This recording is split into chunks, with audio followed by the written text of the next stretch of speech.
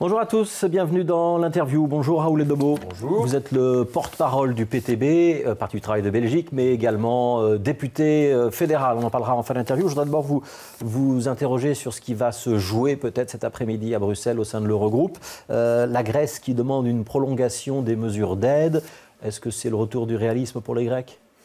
Je crois que c'est surtout le retour un petit peu d'une demande d'avoir un peu de marge pour pouvoir appliquer, et c'est peut-être unique en Europe, je l'entends bien, mais les promesses électorales qui ont été faites par Syriza, qui s'est engagé auprès du peuple grec d'arrêter cette politique d'austérité, qui aujourd'hui demande un petit peu de marge. 6 mois. Pour pouvoir, 6 mois, effectivement, de marge à l'eurozone pour pouvoir réfléchir à une autre manière de voir la politique. Et ils ont raison de le faire, vu que les politiques qui ont été demandées par l'eurozone actuellement, par le FMI, par la Banque Centrale Européenne, ont plongé complètement et le peuple grec dans la misère et la nation grecque dans une misère économique assez incroyable. Donc moi, je crois que de ce côté-là, les demandes sont légitimes de la part du gouvernement grec et je prends acte du fait que l'Allemagne ne veut vraiment rien lâcher et que l'Allemagne va être responsable finalement de foutre l'ensemble de l'Union européenne en crise. Ouais, ce que disent les Grecs quand même aujourd'hui, c'est qu'ils demandent effectivement un délai de 6 mois pour pouvoir réformer la Grèce, l'économie grecque, la manière dont le système grec fonctionne.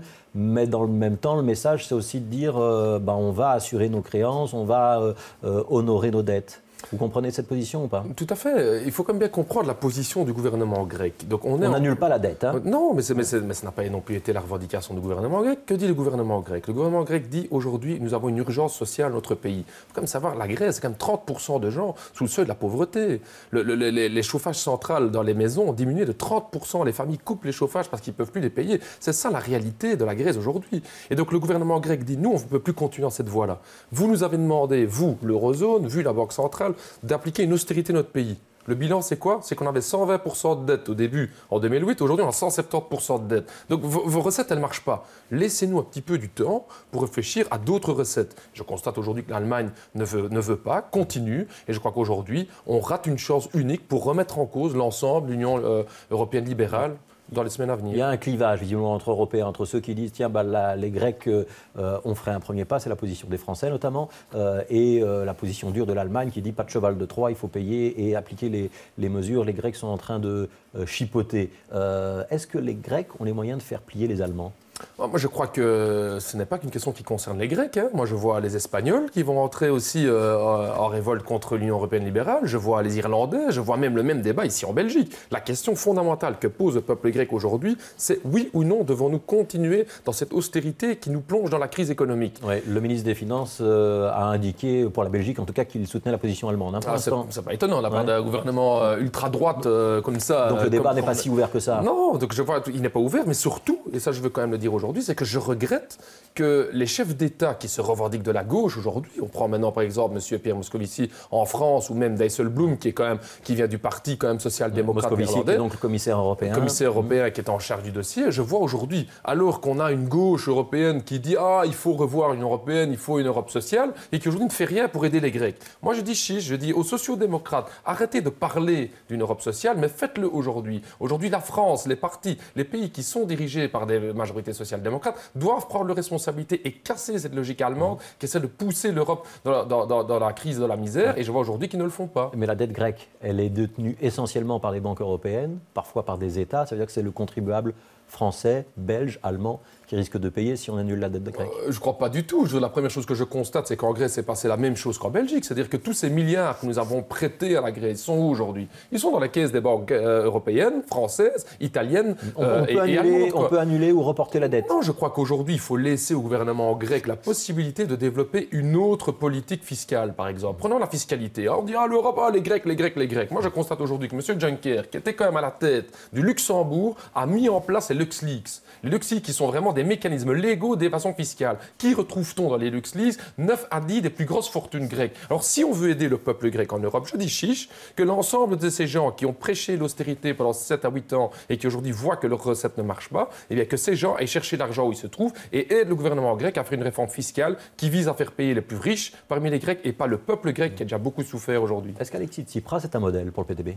Je crois qu'en tout cas, clairement, il a du courage politique. Ça, c'est le moindre des choses qu'on puisse dire. Est-ce que vous ne faites pas un petit peu de récupération politique, Lara Ouled-Daouo? Parce que c'est pas Syriza que vous avez soutenu pendant la campagne électorale, c'était un petit parti communiste plus à gauche. Nous, on est en contact avec plein de partis de la gauche européenne. Il y en a qui veulent nous coller des étiquettes, mais nous, en tout cas, ça fait 7-8 ans en tout cas, que le PTB est en contact avec beaucoup de partis de la gauche européenne. Y compris avec Syriza. Et tout à fait. C'est pas votre parti frère, c'est un petit parti qui est votre parti frère. On n'a pas de parti frère en Grèce. Nous, on aime bien cette tradition un petit peu des partis frères, etc. Moi, je constate que le PTB est un des seuls partis, je parle dans les grands partis au Parlement, qui a soutenu dès le départ la campagne de Syriza, la campagne de l'ensemble à gauche grecque, mais surtout les écolos aussi un petit peu. Mais donc maintenant, je dis alors à toute cette pseudo-gauche, chiche, vous voulez soutenir le gouvernement grec? La pseudo-gauche. Moi aujourd'hui, quand je vois que des partis comme le PS et écolo ont voté les traités d'austérité européens, exactement les mêmes traités contre lesquels se battent aujourd'hui les Grecs, alors moi il n'y a pas de problème. Si écolo et le PS ont changé d'avis et qu'ils se disent ah ben non mince là, on a fait une erreur, on a voté le TSCG, on a voté les traités d'austérité, mais on a fait une erreur. Je dis chiche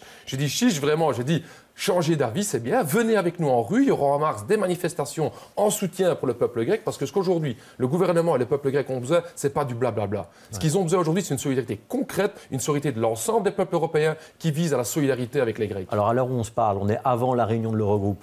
Est-ce que vous pensez que l'Eurogroupe va assouplir sa position et que les Grecs vont pouvoir obtenir ces 6 mois? Mais je pense, des échos qu'on a pour l'instant, c'est que l'Allemagne opère réellement ce qu'on peut appeler un coup d'État démocratique. C'est-à-dire que l'Allemagne ne veut pas respecter le vote du peuple grec. Et donc je pense effectivement que la crise va aller en s'amplifiant. La grosse inconnue à savoir, c'est est-ce que les autres pays, notamment des pays qui sont dirigés par une gauche social-démocrate, vont accepter ce diktat allemand qui est celui d'une austérité à outrance. Et là, c'est une inconnue. J'espère que le gouvernement français va changer d'avis.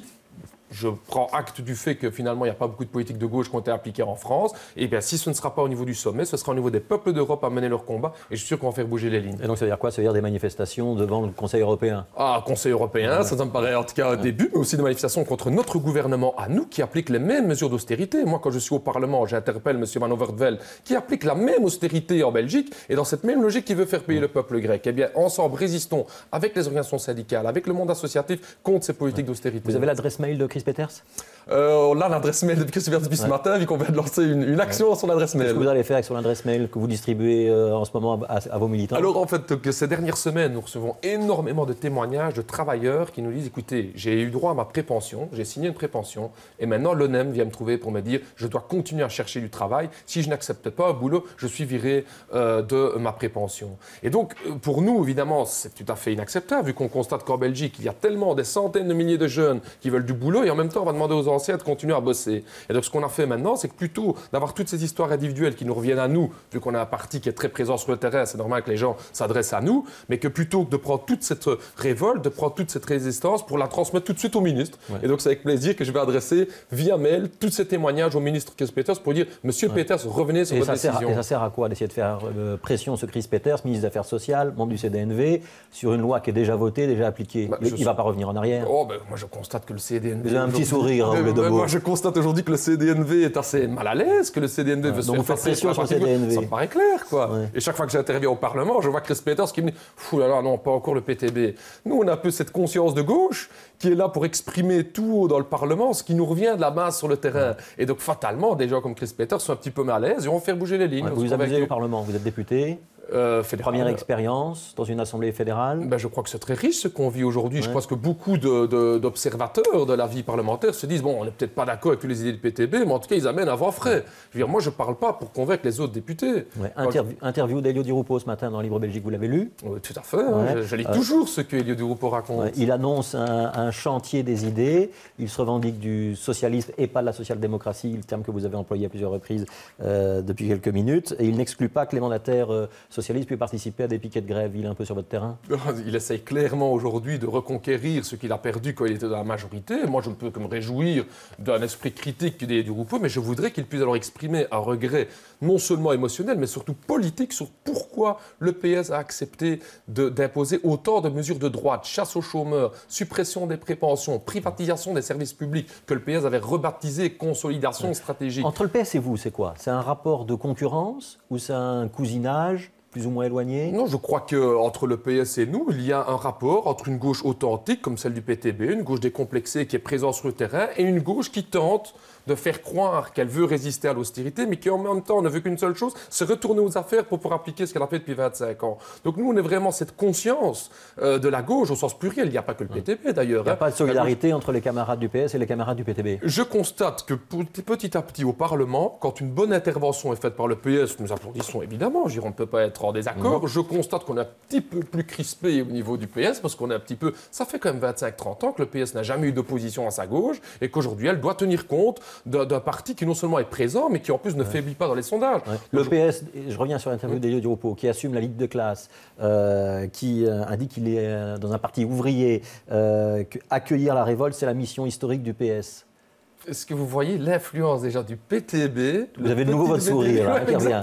Mais je ne peux que constater effectivement que je ne comprends pas pourquoi il a fallu 25 ans à Elio Di Rupo pour redécouvrir qu'il devrait être un parti de la lutte de classe. Quand Elio Di Rupo doit retourner sur le terrain, c'est un message important. C'est-à-dire qu'il concède, et c'est quand même un aveu important de la part d'un président du plus grand parti francophone, que ses militants n'étaient plus sur le terrain, que ses mandataires n'étaient plus sur le terrain. Donc nous, si on peut être un facteur de régénération de la gauche, si on peut être un facteur qui redynamise la gauche, que sur la gauche syndicale, que sur la gauche associative et politique, je crois que c'est un rôle important que les électeurs du PTB ont voulu voir jouer avec le PTB et on le joue aujourd'hui. Ouais. Alors, question Twitter, Freddy Tougo, donc vous le connaissez sûrement, dans son style inimitable, qu'est-ce qu'on fait de beau au printemps, barbecue prévu, des sorties. Alors, au-delà de la boutade, ça veut dire que le printemps sera un printemps social et qu'il y aura des manifs? Alors, moi, je crois que le printemps va être très chaud. Je crois que contrairement au calcul du gouvernement, le mouvement social n'a pas accepté les 4 points de rupture que sont le saut d'index, que sont le service public, que sont les fins de carrière. Et donc, ces questions importantes... Il y a un premier rendez-vous le 11 mars, 11 mars. qui est une concentration syndicale. Donc, c'est la FGTB, le syndicat socialiste, la CSC et même le syndicat libéral qui appellent. Vous y serez, évidemment. Mais une concentration, ce n'est pas une manifestation. Non, mais vous n'êtes pas un petit peu déçu par l'attitude des syndicats? Non, je crois qu'il faut être dans un mouvement à long terme. Je pense que l'ensemble du mouvement syndical a compris que l'austérité européenne et que les mesures qui sont prises par les gouvernements de droite et les gouvernements de gauche vont continuer dans la durée. Ouais, on voit ce qui se passe en Espagne. Des syndicats ont quand même accepté l'accord du groupe des 10 sur notamment des modérations salariales. Tout à fait. Non, pas de modération, c'est une augmentation de 0,8, mais je crois que la CSC n'a pas accepté le sous d'index. Donc je veux dire, je pense que sur le fond, il reste un front commun syndical important et c'est la première fois depuis 20 ans en Belgique qu'on a un mouvement et qui est interprofessionnel, c'est quand même vraiment un point fort, et en front commun, et autre part, d'un point de vue communautaire, d'un même mouvement en Flandre, en Wallonie, à Bruxelles. Donc on a une telle force, et je crois que ça, tout le monde le sent dans le syndicat, c'est qu'aujourd'hui, on a une telle force dans le mouvement qu'on va pouvoir faire reculer ce gouvernement qui, quoi qu'il en dise, est très faible. On le voit dans les disputes permanentes qu'il y a dans les membres du gouvernement, on sent une faiblesse. Je rappelle quand même, c'est un petit peu passé inaperçu, que la NVA avait perdu entre décembre et janvier dans les sondages, 6%. Ouais, les sondages ne sont pas toujours exacts. Non, vous êtes bien placé pour le savoir. Non, je suis d'accord avec vous. On a peut-être même surcoté dans les sondages qu'aujourd'hui on voit un PTB qui continue à du 7-8%. Mais en tout cas, moi je constate aujourd'hui effectivement que le gouvernement est en position de fragilité et qu'on doit pousser la porte. Alors je reviens sur votre mandat de député. Est-ce que vous avez le sentiment que depuis que vous êtes entré dans les parlements, de députés au fédéral, à la Chambre, mais également au Parlement régional bruxellois, au Parlement wallon, les choses change et vous pesez sur le cours des événements ou pas? Moi, je pense que ce qu'on apporte surtout, et c'est assez nouveau, c'est qu'on vient vraiment avec toutes les informations qu'on apporte. Par exemple, en matière de fin de carrière, en matière de fiscalité. Regardez, aujourd'hui, il n'y a jamais autant de débats au sein du Parlement sur la fiscalité. Qui a apporté la question de la fiscalité des entreprises? C'est nous. Oui, mais au-delà du débat, est-ce que les choses changent? Alors, je pense que ça ne dépendra pas que du PTB. Je veux dire, on a dit dès le départ qu'il y aurait une synergie entre les élus du PTB et le mouvement social en Belgique. Et donc, faire bouger les lignes, ça ne va pas dépendre que de nous. On parlait de Syriza au début de cet entretien. Est-ce qu'un jour on verra le PTB dans un gouvernement? Ah, moi je l'espère bien. J'espère bien. Maintenant, il faudra trouver évidemment tout un travail à faire. Je suis quand même assez réaliste. Et est-ce que comme Syriza, vous pourrez entrer dans une négociation, faire des concessions un jour? Je pense qu'il faut faire des compromis, mais pas des compromissions. Et c'est bien ça, l'équilibre difficile qui est à trouver. Moi, je constate que la gauche traditionnelle est rentrée dans une compromission depuis 20-25 ans qui nous a fait reculer socialement. Le PTB, comme il le prouve d'ailleurs à Borgerhout, où nous sommes en majorité avec le SPA et Groen, dans la banlieue d'Anvers, pour faire barrage à NVA. Est prêt à prendre ses responsabilités, mais il faudra un rapport de force dans la rue, un rapport de force de mouvement social. Merci Raoul Debo d'avoir été dans l'interview. On se retrouve demain à partir de 13h pour l'émission Les Experts. Serge de Patoul et Simone Susskind seront nos invités.